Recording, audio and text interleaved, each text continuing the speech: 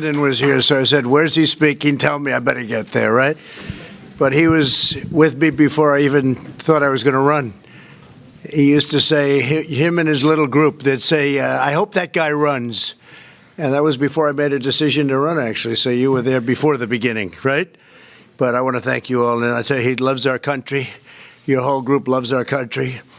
And so I heard about you being here, and I said, if you want me, Brandon, I'm yours. If you don't, that's okay, too. I can save a little time.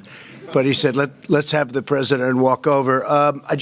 Numbers just came out. 90% of Americans are satisfied with their personal life. I don't know how you define personal life, because that can be a very big divergence, very big definition.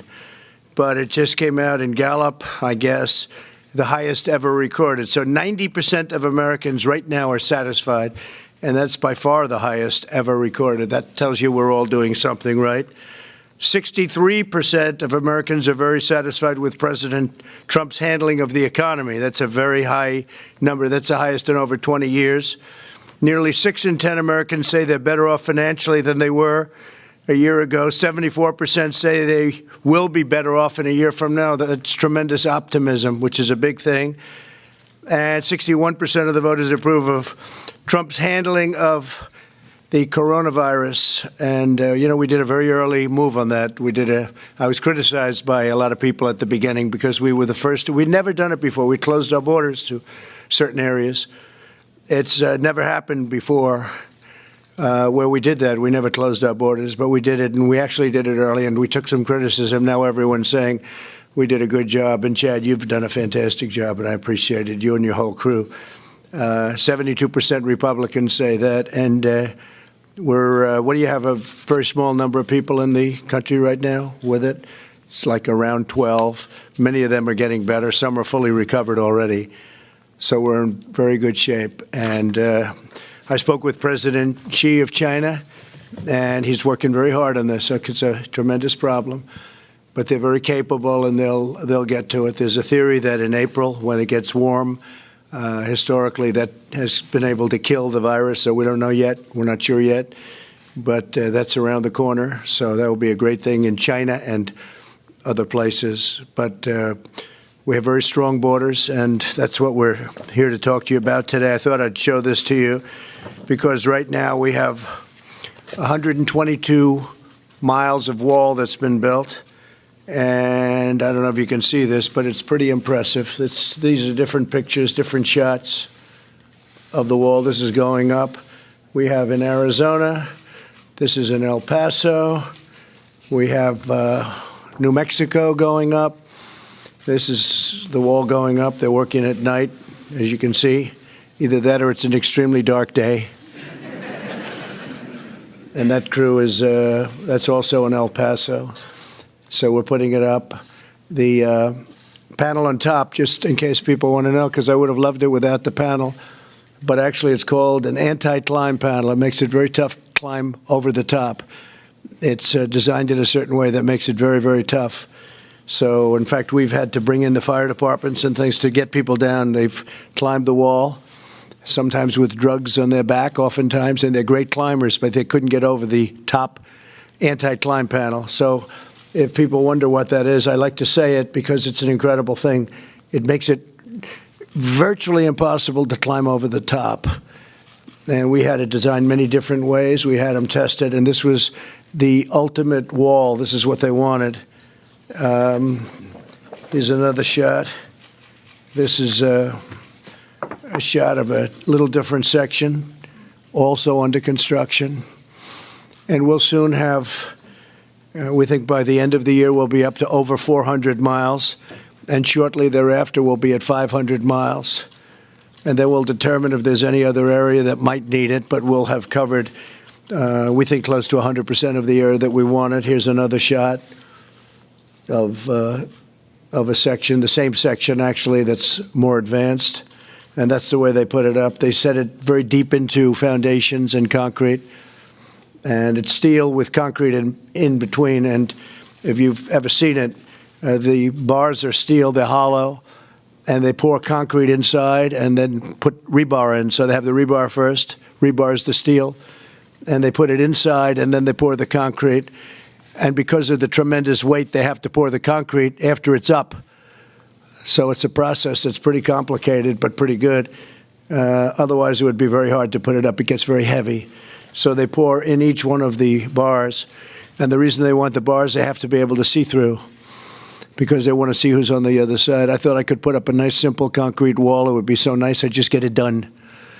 They have to make it complicated. This project was complicated. But I said, if we're going to do it, we have to do it right. So Brad and all of his people, from day one, this is the one they wanted. They needed anti-climb on top. They needed see-through. They wanted it to be steel rather than concrete. Steel is much stronger, but they also wanted the durability of the concrete, which is inside the steel with rebar. So inside there is really like it's probably about 8 inches by 8 inches, and it's all hollow inside. And after it's up, we have rebar in. It's already dropped, and then we put the concrete in. They pour the concrete inside through funnels. So it's a pretty amazing process, and they're doing it quickly. They have a very quick process. We're now going to probably bring it in. We're going to spray paint it after it's up. It gets spray painted black. The black makes it extraordinarily hot, especially in areas along the Mexican border. It's not known for cold weather. It's known for quite hot weather. You don't have too much snow in this area, right? Would you say, Chad? Not too much. In fact, if you had any, that would be called climate change, I think, right?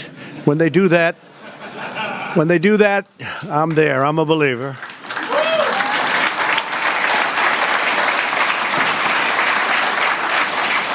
But what you have is when that gets painted black, it becomes virtually untouchable during many parts of the season because of the sun hitting it. The black absorbs the heat. So not only would you have to be a good climber, but you're going to have to bring a hose with lots of water to water it down, and there aren't too many hoses in the area. There's not too much water in the area either. So it's an amazing process. This is a very tough area. This is an area that's on, this is in San Diego, and that's going up a very steep cliff where a lot of people come through, and they won't be coming through anymore. It's been almost 100% effective in the areas that it's been built. So we've built 122 miles, so we're able to see. And in all of those areas where the wall's been put up, it's virtually 100% effective. But don't worry, we won't take your jobs away. Okay, Brandon, we have, what it will do, it's going to be an additional tremendous safety valve.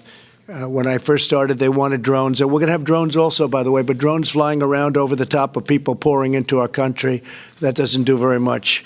But this really stops them. So this, coupled with our great people from Border Patrol, and also, and I have to give them a shout out because they get abused and they're incredible what they do. The folks from ICE, the people of ICE are incredible. They've taken out thousands and thousands of MS-13 and gotten them out of our country.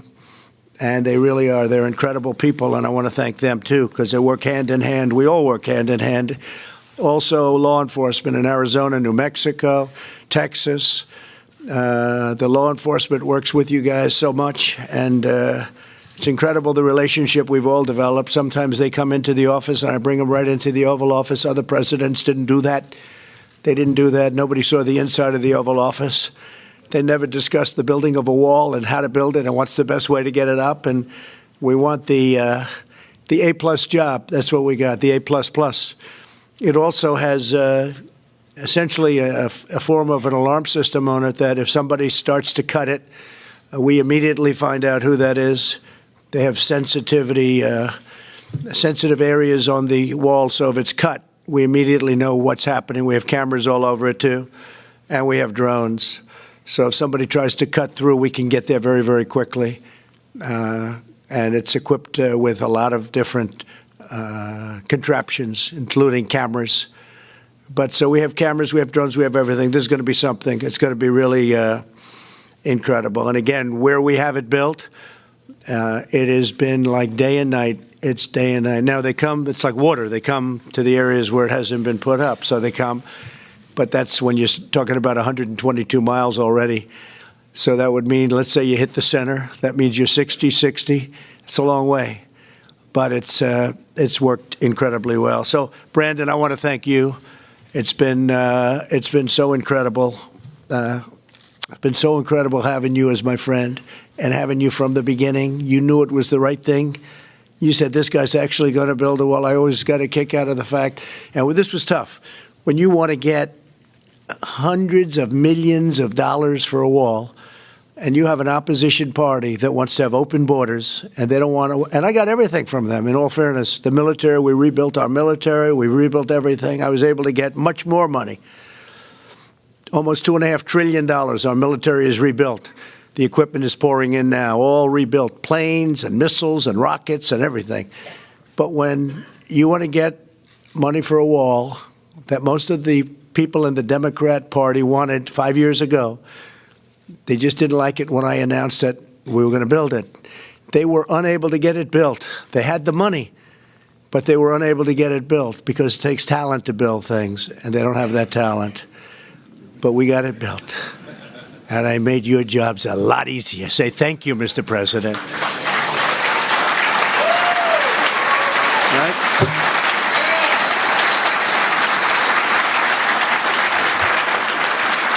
And I'm thrilled to be here today with the National Border Patrol Council and the incredible heroes of the United States Border Patrol. You safeguard our communities like nobody can imagine. Protect our families and defend this country, and the country that we love, you defend so beautifully, and you love this country. You're incredible patriots. It's a tough job, but most of you wouldn't trade that job for any other job. How about you? You want another job? No? Not interested, right? You love what you do, and it's tough, and it's dangerous, can be very dangerous, but you do a job like nobody can do. We also have to thank Mexico. We have 27,000 Mexican soldiers right now on our border, and the numbers have been fantastic, as Chad has either told you or will be telling you. 27,000, think of that, Mexican soldiers, and they're now guarding our border. So I want to thank the President of Mexico, who's doing a terrific job. Not an easy situation over there. As long as I'm President of the United States, you will always have a loyal champion in the Oval Office, because I am with you like no president has ever been with you. You know that.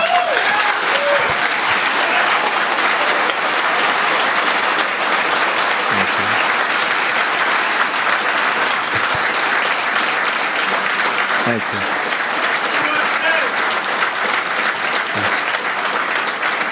Just like I pledged as a candidate, I have made it my top priority to support our nation's rank-and-file border agents and, by the way, law enforcement, because law enforcement all over the country is doing an incredible job, and to ensure you have a direct line to the White House, and you have that. You have that. You've always had my back, and I will always have yours. I especially want to recognize the senior leaders of the National Border Patrol Council, including Executive Vice President Paul Perez. Where's Paul? Paul Perez. Paul, stand up, please. Great job, Paul. Great.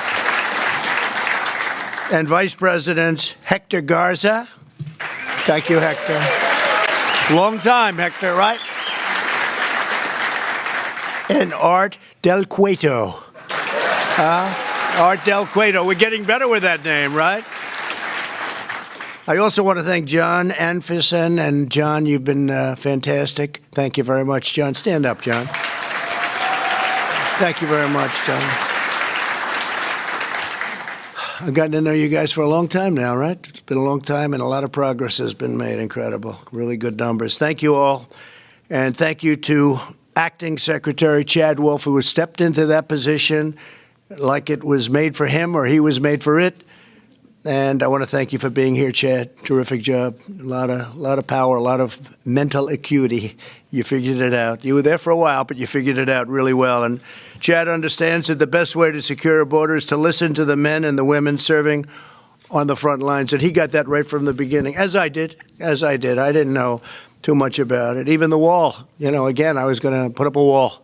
Just get it built. And then they said, sir, gotta do it right, sir. Then I figured, you know, much easier doing it the old-fashioned way. Let's throw up concrete plank. But they said, that's not good. You know, one of the stories they say is that they were throwing bags of drugs over the wall with catapults, right? Heavy bags, 150, 200 pounds of drugs, but you couldn't see. So they'd throw it over. And sometimes it would actually hit Border Patrol agents and other people on the other side because you couldn't see through. And as soon as they said that, that was the thing that got me. I said, you're right. You got to be able to see what's on the other side. So I want to thank all of you, and to the wives, husbands, sons, and daughters here today, thank you for enduring all of the trauma, all of the work, all of the hours that your husbands and your wives, all of the people go through, because without you, they wouldn't be doing the job they've done. That I can tell you. Thank you very much, and thank you for being there.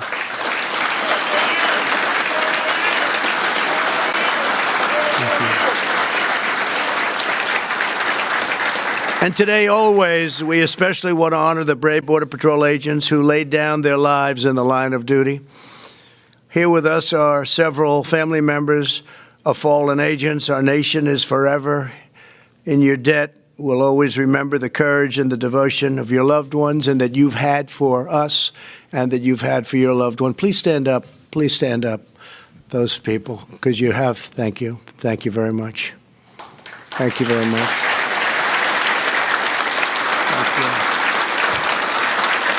Thank you. Great love. Thank you. Thank you. Thank you very much.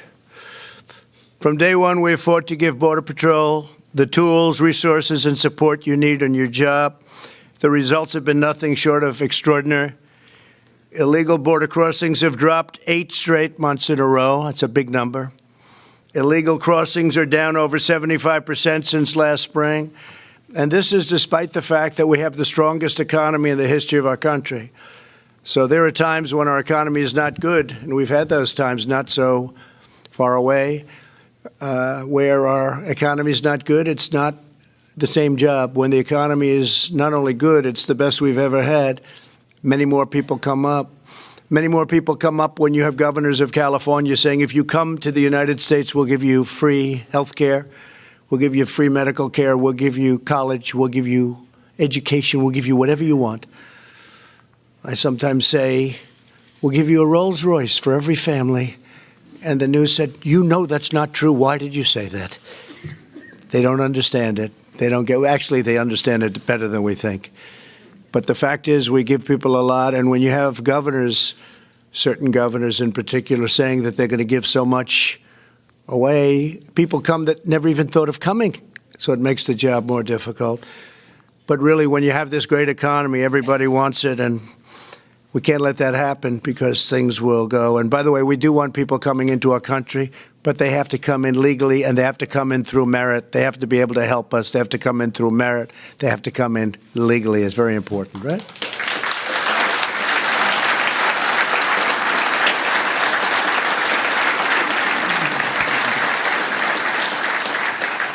The month of January saw the fewest illegal border crossings in 23 months, Chad. That's great. Last year, Border Patrol seized the largest amount of deadly narcotics ever seized. So that's really a tremendous tribute. Last year, think of that, Border Patrol, the largest amount of deadly narcotics on record ever was last month and last year, actually last month in particular. We've achieved record prosecutions of immigration violators, and we've ended catch and release, such a big thing, catch and release. You catch them, you take a name, they don't have an address, you take a name and then you release them into our country, in some cases to do tremendous harm. We don't do that anymore. Nobody thought we could do that without going through a process of needing Democrat votes, because you couldn't get the Democrat votes even for that.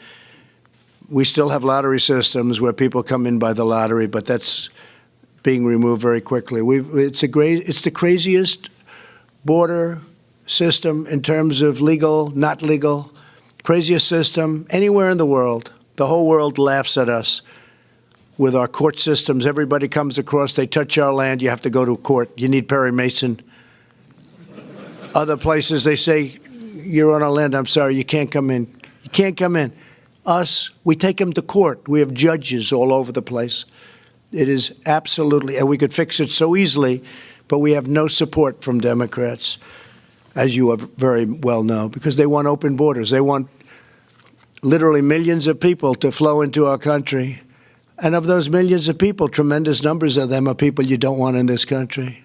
You don't want in this country. And they don't want them in their countries, and that's why they come up, because the countries push them up. But not anymore. Guatemala, if you look, El Salvador, all of the different countries, Mexico, we're signing agreements. We've already signed agreements. Honduras, we've signed agreements. Safe Third, call it whatever you want, give it any name you want, but Safe Third, and we bring them back. You know, in the old days, I think we can say, Brandon, it wasn't so easy to bring them back. You couldn't bring them back. They wouldn't take them. We could catch a murderer from Honduras, Guatemala, El Salvador. We bring them back, and they say, don't land your plane. Your bus can't come in. Your van can't come in. We don't want them. We don't want them back. Now they take them back. Very openly and very nicely. Is that right? Would you say that's right? We couldn't bring them back. They wouldn't take them. They'd send them to us. They were vicious criminals in some cases. And when they brought them back under the past administration, they wouldn't take them. So we'd end up bringing them back. Now they take them back gladly. Someday we'll explain how that worked. We're removing illegal border crossers at a tremendous pace and making it clear that if you break our laws, you will be sent back home, and your home will accept you with open arms or open prisons or whatever it is they want to do with them. And we have to put some in jails. In some cases, they're so violent, we have to. But generally speaking, we just don't want to have people in jails for 50, 60 years and the tremendous cost. So we generally try to get them home. In some cases, we really have to because of the level of severity, the level of criminality. We're building a border wall, and the wall is, as I said, going to be something very special, but that's only part of it. So while we work together to protect our country and save countless lives, unfortunately, the far left in our country wants to do things that are so bad for our country and so bad for security, so bad for households, for women. People say, do you think Trump will get the women vote? Remember last time? They said he'll never. I said, will any woman vote for Trump? Is there a woman in the whole country? And then I got a tremendous number of women. They said one of the reasons I won was women. Thank you very much, by the way, women. Because it's fake news. I say fake news, fake polls, whatever they can do. But we got a tremendous, remember they said the women have been unbelievable. By the way, Hispanic, unbelievable. African American, unbelievable. Asian American, unbelievable. The voters came out. Men, I don't have to tell you about. We got a lot of men. We got a lot of men. But the women wanted security. They wanted security. They don't want open borders. And the group we do so well with now is Hispanic because they understand it better almost than anybody at the border. They get it. And they know what we're doing is the right thing. We're not playing games. In San Diego, they were begging us to build a wall because it was being overrun, a certain section, wealthy section, but it was being overrun by illegal immigrants pouring into the neighborhoods and dangerous. And they were, you have no idea, they were begging us. And I said, you know, we're going to do it now, but we probably shouldn't because if we don't, they're going to be promoting, let's go, we got to build the whole thing. But we built, it was approximately 18 miles, right? 18 miles of wall in San Diego. As soon as it was built, they said, we don't want the wall. By the way, all of their problems went away. They actually did want the wall. But they said, we don't want the wall. We don't want the wall. They started playing games. So I said, you know what? We're going to take the wall down and we'll move it over to New Mexico. They said, no, no, no, don't do that. So we haven't heard from them any longer. We haven't heard. You understand that game. So it's been pretty incredible what's happening at our border. In my State of the Union address, I shared the tragic story of Maria Fuentes, a 92-year-old great-grandmother who was allegedly raped, beaten, and murdered by a criminal illegal alien in New York City. I think I can, no, I don't think, I'll take the word allegedly out. Do you mind if I do that? See, the lawyers put it in. If you don't mind, I'll leave it out. She was raped, beaten, and murdered Only 5 weeks before the murder, the criminal alien had been arrested for assault. ICE asked for the criminal to be turned over, but instead he was ordered released under New York City's sanctuary laws.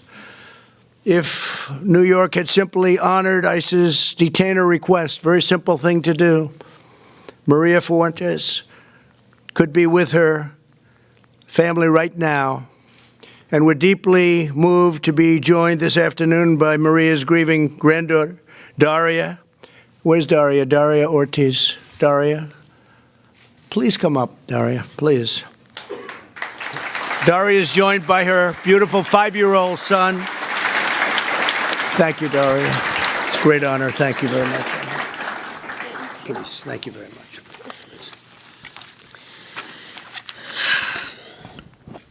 Hello, everyone.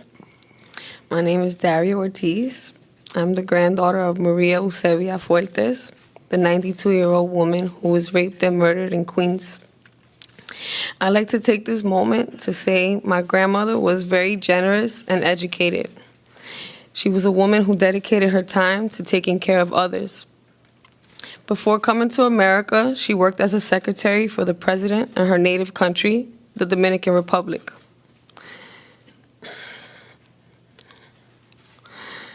She is a shining example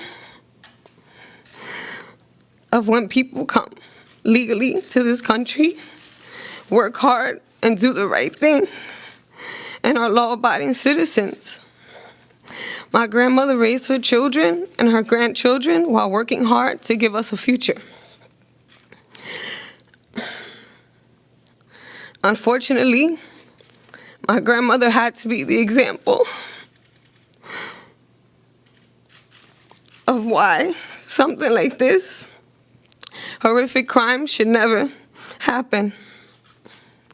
Our family's hope is that her death was not in vain and that preventative measures are put into place to ensure that nothing like this ever happens to anyone again. The tragedy in all of this is the fact that this could have been avoided had there been no sanctuary law. The tragedy is my grandma's not ever gonna be here again. The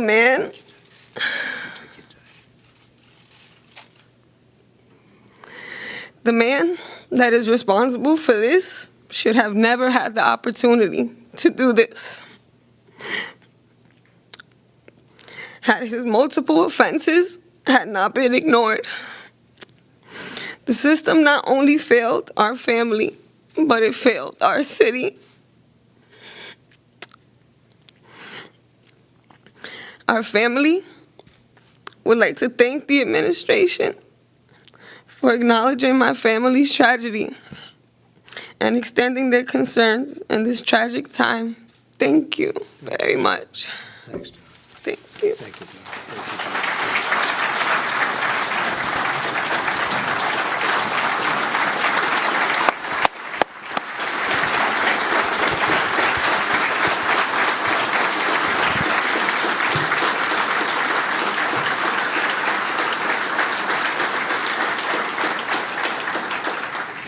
Thank you very much, Daria. So beautiful. Not one more American life should be stolen by sanctuary cities. They're all over the place, and a lot of people don't want them. Many communities, they don't want them in California. You hear California, but they don't want them. The politicians want them for whatever reason. That's why we're calling on Congress to pass legislation giving American victims the right to sue sanctuary cities and hold them accountable for the suffering and the damages that they've caused. American citizens are entitled to safe neighborhoods and safe streets that really the people in this room have provided where they're given the opportunity. With sanctuary cities, they're really not given that opportunity.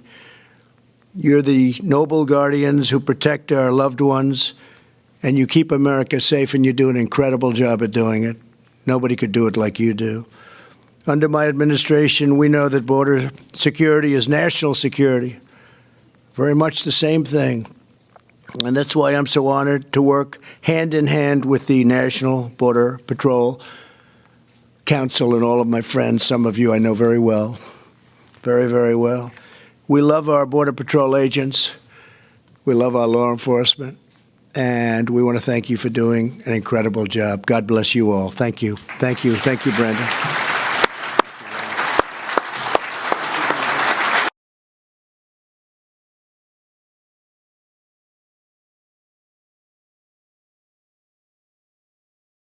All right, folks, thank you so much for joining us and choosing us as your stream of choice. President Trump delivering a speech to Border Patrol agents at the White House. If you guys like the speech and you guys like our coverage, make sure that you subscribe and you click that notification bell. Another thing too, folks, a lot of